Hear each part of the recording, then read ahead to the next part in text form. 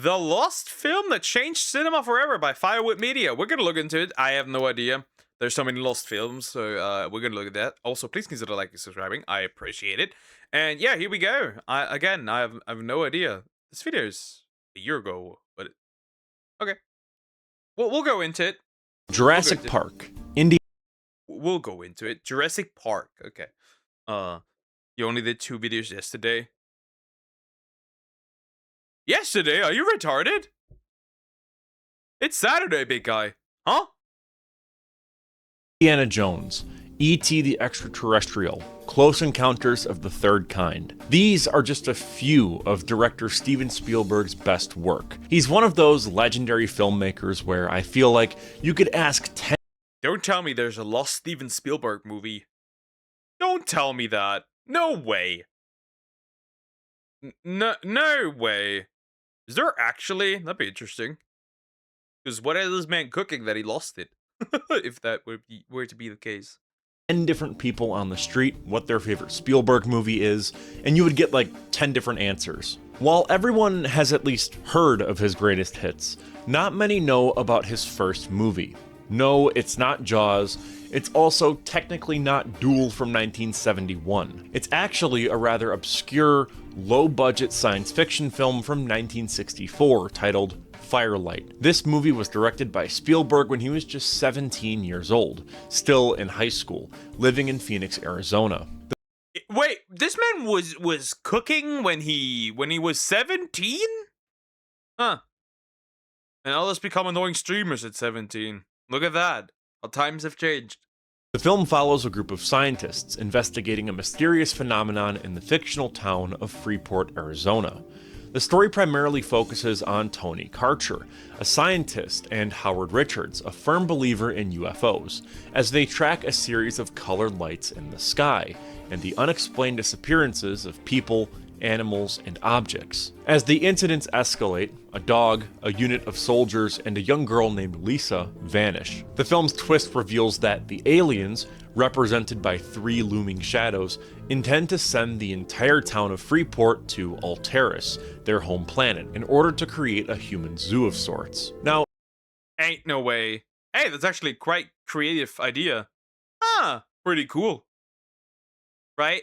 Human zoo? But damn, they're porting an entire city though. That's pretty interesting.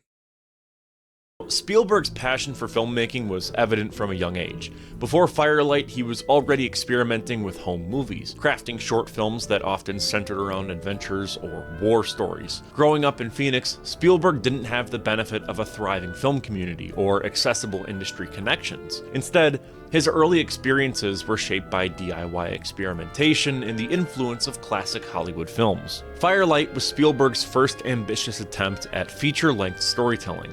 His determination to see it through speaks volumes about his early drive and fascination with cinematic storytelling. Now, the film's budget was around $500, which was modest even by the standards of 1960s amateur filmmaking. Spielberg financed it through his father, Arnold Spielberg, and possibly some funds from family and friends. Spielberg often joked in various interviews that it was funded by lawn mowing money. He used an 8mm film by lawn mowing money. That's very interesting. Is it crazy? I didn't even. Okay, is it crazy? I didn't even know this. But Steven Spielberg was one of the co-founders of DreamWorks. This man created everything. Essentially, then, yeah, kinda. Not bad, bro. Cooked. Not bad. I'm impressed. Camera for shooting, though some reports say that it might have been a 16mm film camera, but there's no real consensus. He cast local friends and community members, and his sister, Anne Spielberg, helped with production. Spielberg was a one-man crew for most of it, writing, directing, editing, and even creating the film's score. To create special effects, Spielberg used practical homemade techniques. He painted colored gels over lights to simulate an alien spacecraft, and he made models and props with basic materials. Spielberg's problem-solving instincts in Firelight echo his later work. For instance, his use of lighting and shadow to suggest alien presence mirrors techniques that he employed in Close Encounters of the Third Kind. In both films, light becomes a form of communication and mystery. Monsieur Nery, I envy you.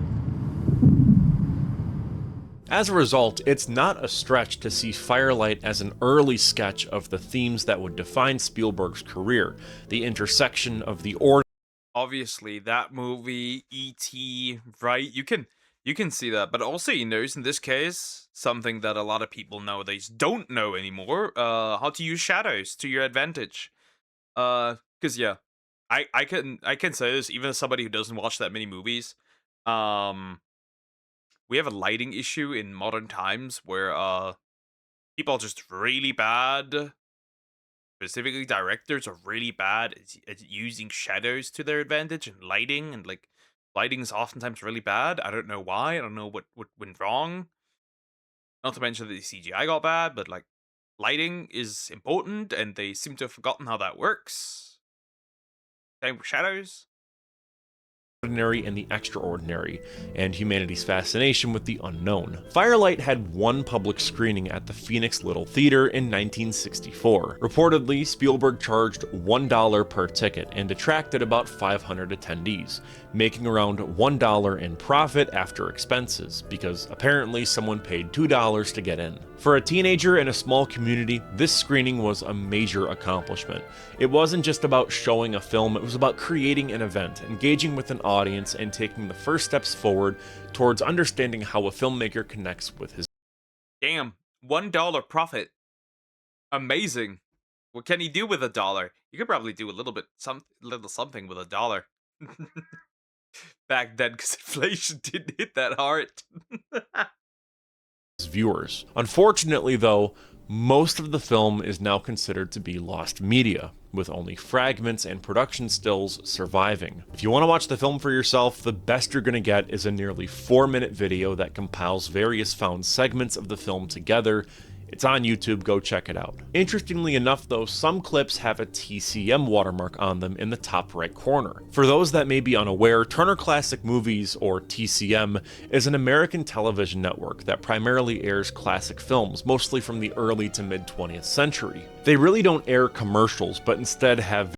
So they at one point might have aired this, but they don't have it anymore. Probably, I'm assuming that's why it's lost, right? Unless they do, but like I don't think they have it anymore.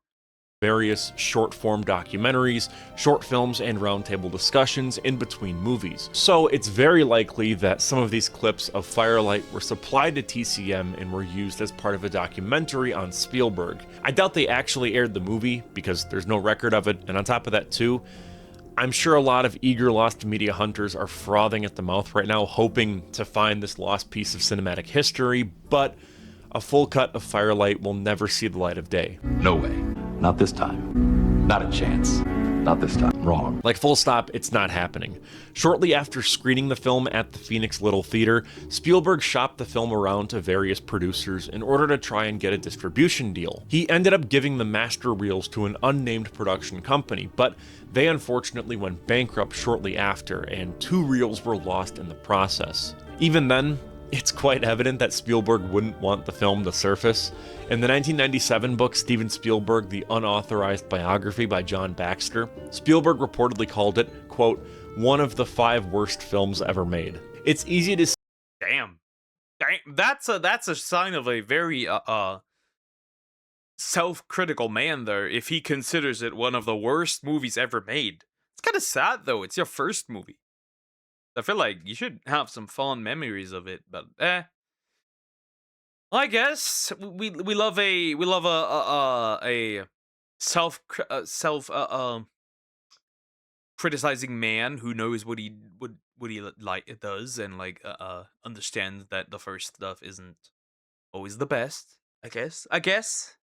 see why he might feel that way.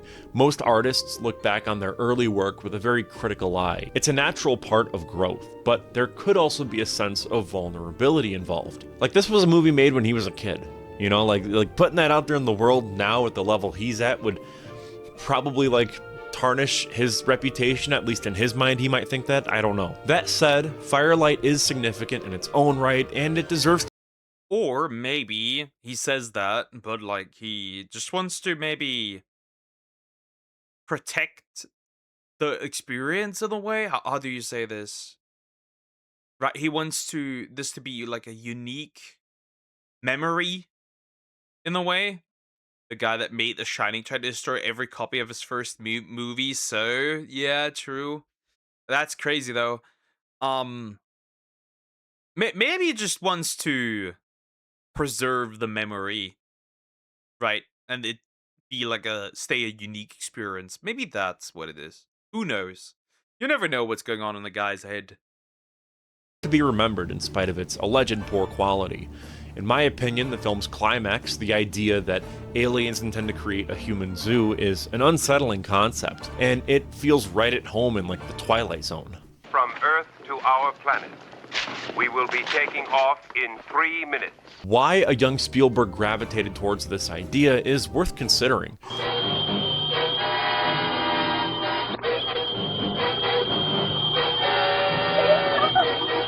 Perhaps it reflected his own feelings of being observed or confined, a teenage filmmaker testing the boundaries of his suburban world. Or maybe it was a commentary on the human tendency to control and categorize the unknown. Or maybe he just thought it was a cool idea. Debbie, it's Firelight. Get down. Tony, what's it going to do? Be quiet. Tony, take me home. Get it away. Debbie, it's attracted to noise. Be quiet. Tony, I'm scared. And with all of that Tony, I'm scared. He has a movie coming out in June about aliens. Yes. Yeah, I'm not surprised, honestly. It's always aliens. out of the way, I'm Cole McCormick. You're watching Firewood Media. Consider becoming a member to support the channel. For just $1.99 a month, you'll receive member shoutouts, your name featured as an executive producer in all of our film projects, and you get to see Interesting. That's interesting.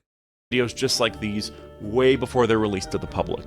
You don't have to if you don't want to. It's just an extra perk for anyone that wants to support the channel while getting some unique content on the side. Well, anyways, yeah, that's pretty much the end of the video. So, to summarize, Steven Spielberg's first movie was about aliens. And a lot of his movies are about aliens. Which means he's very interested in aliens. I wonder really where that obsession with, like, aliens comes from. I wonder. Has he ever explained it? Regardless, that is very interesting. Especially since, like, he doesn't want anybody to see. If he really considers his work like one of the worst movies, that's kind of sad. But maybe he also just says it so the memory gets preserved. What do I know? But yeah, very interesting. Very interesting.